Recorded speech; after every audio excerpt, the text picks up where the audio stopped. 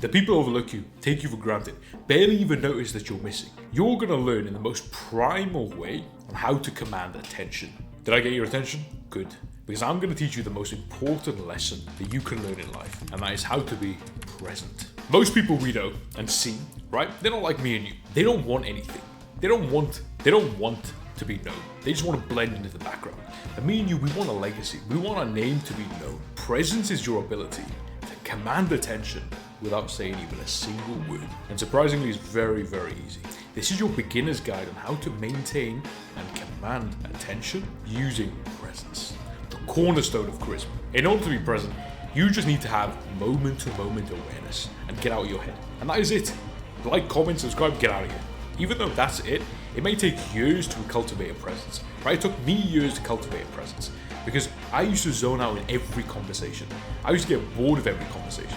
And the reason is because of TikTok and Instagram Reels or whatever you use. Next time you're on TikTok or any one of these Reel apps, look how many times your finger scrolls like this. Your brain's like, what's next? What's next? What's next? What's next? No wonder you can't stay focused in a 5-minute conversation. Your attention span is trash and is social suicide.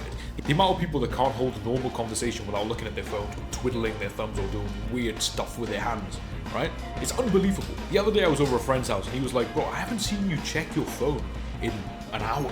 And I was like, obviously, bro, I'm not addicted to it. And by extension, I can hold a normal conversation like normal people used to do. Alright, so I gotta be honest, I wasn't always like this, right? So in the early days, what I used to do to combat this zoning out in conversations, I used to do this simple trick, which you can do today as well, in order to ground yourself in the reality that you're in. So as soon as you feel yourself zoning out because you suck at attention or the conversation is boring and you're just going back in your head, I want you to do this trick. Breathe in, hold, breathe out. And I want you to look at everything around you and take notice of everything around you. What kind of tree is that? Where is that person from? What are they talking about? What bus is that? And I want you to actively use your brain to analyze what is around you. Start with something small and then gradually increase your ability to be present in your normal reality and then go and meditate for 40 minutes a day. Second, we know body language is so important, right? We know when we lift our head up, when we put our shoulders out, and you can breathe deeply, you feel much more confident, you feel a lot less anxious. Why? Because oxygen is circulating through your brain and through your bloodstream, as opposed to you being slouched over. Right? We made a video about our body language and we said how it affects your power charisma. So somewhere up here, click it. Very, very important for you to understand how that works. It's a feedback system. In order to be present, you have to be calm. Right? If you're like a lost sheep in a forest with your eyes darting around this way and that way, and you're feeling anxious, do you think you're attractive? No, you're not, right? You look like you're not safe in your own skin. So next time you feel anxious, do those breathing exercises. Breathe in, breathe out, through your nose, out your mouth, 10 times, right? By the 3rd or 4th time, you won't really feel it, but stick with it. But by the 10th breath, you will feel that your body's calmed down. Your brain's literally expanded a little bit, and you feel a little bit more high. Right? Have you seen any of these monks or Hindu gurus, right? When they meditate all the time, these guys are the calmest guys on earth, and therefore they have presence. This is why they have such huge followings and gatherings, because they can maintain their presence, they can maintain their composure. While everybody else is just running around like headless chickens in their corporate worlds, these guys are just calm. And therefore they have this massive following of like 2 million, 3 million people that come to see a retreat with them. There's a reason for this. When you maintain your presence, you maintain your charisma. Presence is the cornerstone of charisma. Without it, everything else falls apart. So that's how you create presence. Now, how do we project presence? Like you project anything, the way you talk, the way you communicate. When you talk, talk assertively. Talk like you know what you're talking about.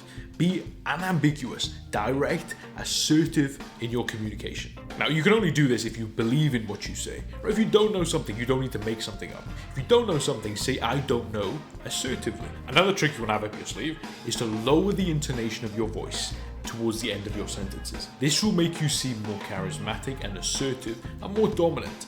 Right? If you have an inflection of your voice, if you have an inflection at the end of your sentence, then you come across as weak, subservient, and you're asking questions, right? You're asking for approval.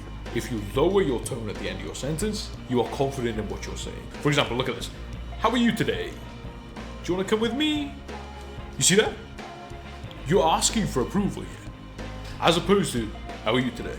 Do you want to come with me? Short, deep intonation towards the end of your sentence. So think about it like a cop or a policeman, right? They're telling someone to get out the car. They're not gonna be like, get out the car. They're gonna be like, get out the car, or get out the car. Can you see the inflection point is down? It's not up. Now, don't get me wrong. It's perfectly normal to go high and low in your pitch, yeah? It's normal, it's authentic. But if you constantly have that inflection, people are gonna look at you and be like, this guy has no spine. Add this technique in your conversation, your sentence structure, in order to spice up your tone a little. Like, comment, and subscribe. Because no matter what you do with your hands, or the way you speak, or you lower your intonation and you increase your intonation, right? If you can't maintain a charismatic internal state, then anything that happens in the world which you can't control will rock your confidence. It'll shatter all this charisma. So your maintenance of an internal charismatic state of being calm and being stable regardless of what happens outside, no matter if you see your ex or someone else, no matter if you see someone who threatens you, no matter if someone's lifting bigger than you at the gym, if you maintain a charismatic state by being stable and calm, that is what you're going to project. In order to understand this, right, I know a lot of people kind of react to what's happening inside their body. They're feeling anxious or they're feeling scared, right? And then they associate that with themselves. No, don't associate that with yourselves. You are feeling that way because your body is programmed to feel that way.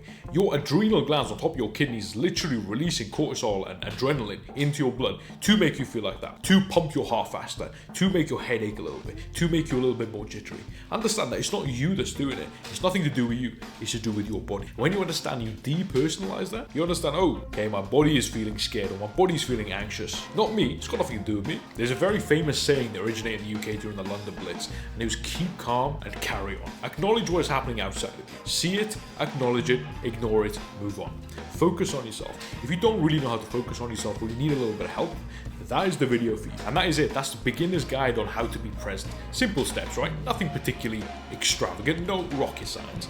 But if you want me to delve into a little bit more deeper, go into the comment section and let me know.